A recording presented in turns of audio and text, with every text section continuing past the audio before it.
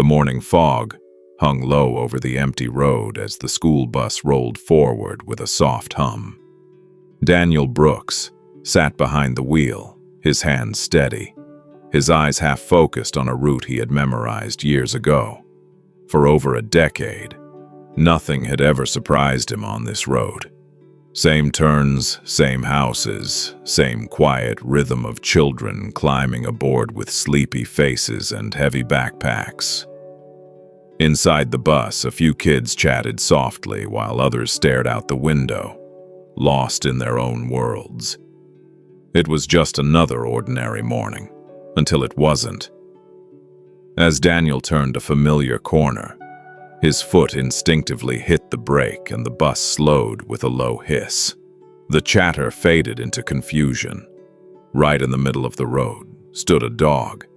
It didn't bark, it didn't run, it just stood there.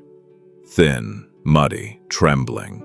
Its eyes locked directly onto Daniel, wide and filled with something he couldn't understand. Daniel pressed the horn, once. The sharp sound echoed through the quiet street, but the dog didn't react. Instead, it took a slow step forward, then another, and then suddenly it lowered itself onto the road, lying directly in front of the bus, blocking the way. Daniel frowned, a strange unease creeping into his chest. Dogs didn't behave like this unless something was terribly wrong. He opened the bus door and stepped down slowly. "Hey, move along, buddy," he said gently, trying not to startle it. The dog didn't move. It lifted its head weakly and let out a soft, broken whine. It wasn't aggression, it wasn't fear, it was a plea. Daniel felt his heartbeat shift. He stepped closer. The dog struggled to stand, its legs shaking, then turned around, walked a few steps, stopped, and looked back, waiting. Another soft whine escaped it. Then it walked further and looked back again. Daniel's pulse quickened. This wasn't random. This dog wanted something, and for the first time in years, Daniel stepped away from his routine and followed. "Stay inside," Daniel called to the children as he moved away from the bus. His voice steady, but his instincts on edge. The dog moved ahead slowly, its body weak yet determined, stumbling every few steps but refusing to stop. Each time it looked back, its eyes searched for Daniel, making sure he hadn't turned away. The paved road faded into a narrow dirt path, surrounded by tall grass, and the sounds of the bus disappeared behind him. The silence here felt wrong, heavy, almost suffocating.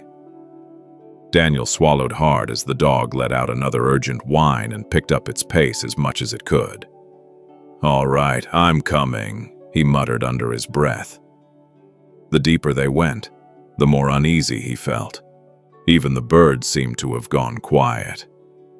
Suddenly, the dog stopped and began barking sharply, urgently, desperately. Daniel rushed forward, his heart pounding. "What is it?" The dog jumped down into a shallow ditch beside the path. Daniel hurried closer and looked down. His breath caught instantly. A young girl lay motionless in the mud. Her small body was twisted, one shoe missing, her torn school bag scattered beside her. Her face was pale. Too pale. "Oh no," Daniel whispered as he slid down into the ditch and dropped to his knees beside her. "Hey, can you hear me?" There was no response, only the faintest rise and fall of her chest. The dog rushed to her side, whining loudly, licking her face, nudging her arm again and again as if trying to wake her. It hadn't stopped trying, not even for a moment. Daniel's hands trembled as he reached for his phone, realizing this wasn't just serious. This was life or death. "This is an emergency," Daniel said into the phone, his voice shaking despite his effort to stay calm. "There's a child here, unconscious, barely breathing. We need help immediately." The operator responded, but Daniel barely heard, his eyes fixed on the girl. Her breathing was shallow, uneven, dangerously weak. He gently held her hand, feeling how cold it was. "Stay with me," he whispered. The dog barked again, louder now, pacing in frantic circles. It ran a few steps away and rushed back, whining, nudging her as if refusing to accept what was happening. It was as though it believed if it kept trying, she would wake up. Daniel felt his throat tighten. "You've been here the whole time, haven't you?" he murmured. The dog let out a soft cry and pressed its head against her arm. Time dragged painfully. Daniel adjusted her position slightly, trying to help her breathe. "Help is coming, just hold on," he said softly. The dog suddenly sprinted up the ditch, barking loudly toward the road, then ran back down again, repeating it over and over as if calling the world to hurry. Daniel's chest ached watching it. This wasn't just a stray, this was loyalty, raw and unbreakable. Then finally, a distant sound broke the silence. Sirens. Faint but real. Daniel exhaled sharply. "They're coming!" he whispered. The dog froze, ears lifting, hope flickering in its exhausted eyes for the first time. The sirens grew louder until emergency vehicles rushed onto the scene, and paramedics ran toward them with urgency. "She's here!" Daniel called out. They slid into the ditch and began working instantly. "Weak pulse," one said while placing an oxygen mask over her face.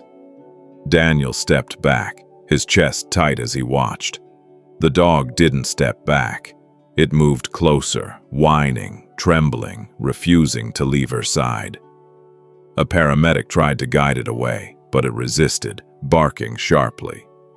Daniel knelt and held it gently. "They're helping her," he whispered. The dog stilled but kept its eyes locked on the girl. "Move her now," a paramedic said. They carefully lifted her onto a stretcher. As they carried her up, the dog let out a loud, broken cry and tried to follow. Daniel held it close. "She'll be okay," he said, though he wasn't sure. They reached the ambulance quickly, placed her inside, and the doors slammed shut. The siren roared as the vehicle sped away. Daniel stood frozen, the dog trembling in his arms as they both watched it disappear. The silence that followed felt heavier than before, filled with fear and fragile hope. The hospital waiting area felt cold and endless. Daniel sat forward, hands clasped tightly, while the dog lay curled beside him, still trembling but silent now. It didn't sleep, didn't move much, just stared at the hallway doors. Time passed, painfully slow. Every sound made its ears lift with hope, only to fall again. Finally, a doctor stepped out.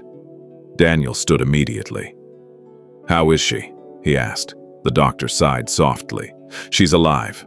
Relief flooded Daniel, but it was short-lived. "She's critical. She was likely hit hours ago. If she had been left there any longer." He didn't finish. Daniel nodded, his throat tight. He looked at the dog. "You didn't leave her," he whispered. The dog looked up at him and gave a weak wag of its tail. Hours later, the hospital room was quiet except for the steady beeping of machines. The girl lay still, pale but alive. Daniel stood at the doorway holding the dog. "Can it see her?" he asked softly. The nurse nodded. The moment the dog touched the floor, it ran straight to the bed, jumped up clumsily, whining as it pressed against her arm. For a moment, nothing happened. Then her fingers moved, slightly, then again. Her eyes fluttered open, weak and unfocused. Her lips parted. "Buddy," she whispered. The dog froze, then burst into soft cries, licking her hand and face desperately. "You didn't leave me," she murmured. Daniel turned away, blinking back tears as emotion tightened in his chest. In the days that followed, the story spread quietly. A weak dog, a little girl, and a moment that changed everything. Doctors said she would recover slowly, but surely. Every day the dog stayed by her side, never wandering, never leaving, just watching and protecting. Daniel visited often, standing quietly, watching their bond grow stronger. One afternoon, the girl smiled faintly and said, "He saved me." Daniel shook his head gently. "No, you both saved each other." The dog rested its head on her chest, finally calm, finally at peace, and Daniel understood something he would never forget. Heroes don't always look strong. They don't speak. Sometimes they simply refuse to walk away, even when they're weak, even when they're scared, because love doesn't give up.